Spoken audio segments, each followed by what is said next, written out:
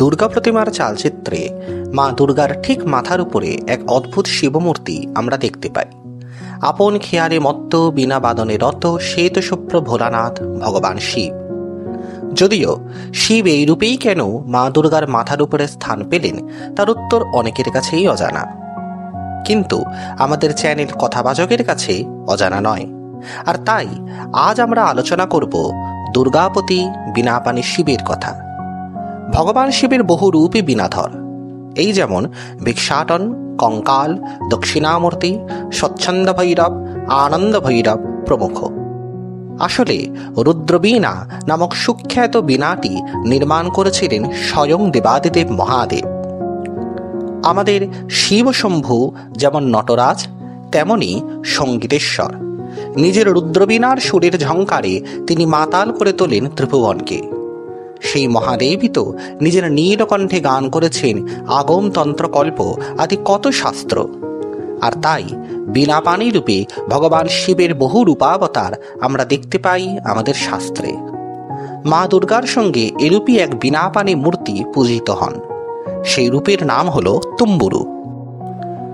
তান্ত্রিক শৈব সমাজের 4টি সম্প্রদায় ছিল এককালে: তুম্বুরু সম্প্রদায়, অমৃতেশ্বর সম্প্রদায়, স্বচ্ছন্দ সম্প্রদায় এবং আনন্দ ভৈরব সম্প্রদায়। এই 4 সম্প্রদায়ের 4টি প্রত্যভিজ্ঞা দর্শনে বিশ্বাস করতেন। আর এই 4 সম্প্রদায়ের আরাধ্য শিবমূর্তি ছিল ভিন্ন ভিন্ন। এদের মধ্যে তুম্বুরু সম্প্রদায়ের দেবতা ছিলেন ভগবান তুম্বুরু। এই তুম্বুরু দেবতার অজস্র মূর্তি।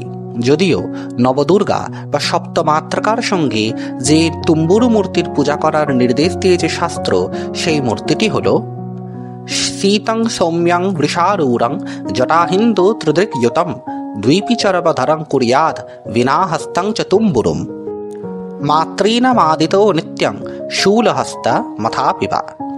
হাহারব তন্ত্রে এই তুম্বুরুর নাম হয়েছে বীরেশ্বর, যথা বীরেশ্বরশ্চ ভগবান বৃষারূঢ়জটাধরঃ বীণাহস্ত বা শূলী চ মাতৃনাং পুরতো ভবেৎ। অর্থাৎ বৃষবাহনে বিরাজিত ভগবান বীরেশ্বর জটামস্তক, তার হাতে শূল অথবা বীণা থাকবে। তিনি মাতৃকাদের অগ্রে বিরাজ করেন।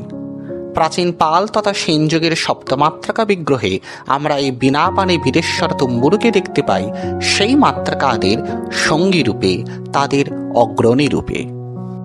দুর্গাপূজা মূলত এই মাতৃশক্তির পূজা। নবপত্রিকা রূপিণী নবদুর্গা, ব্রাহ্মী আদি অষ্টমাত্রিকা, চতুষ্ষষ্ঠী যোগিনী আদি সকল মাতৃশক্তির সঙ্গে মা দুর্গার আরাধনাই শারদীয় মহাপূজা। আর এই পূজায় দেবীর নিত্যসঙ্গী হয়ে বিরাজ করেন বীরেশ্বর বীণাধর ভগবান তুম্বুরু।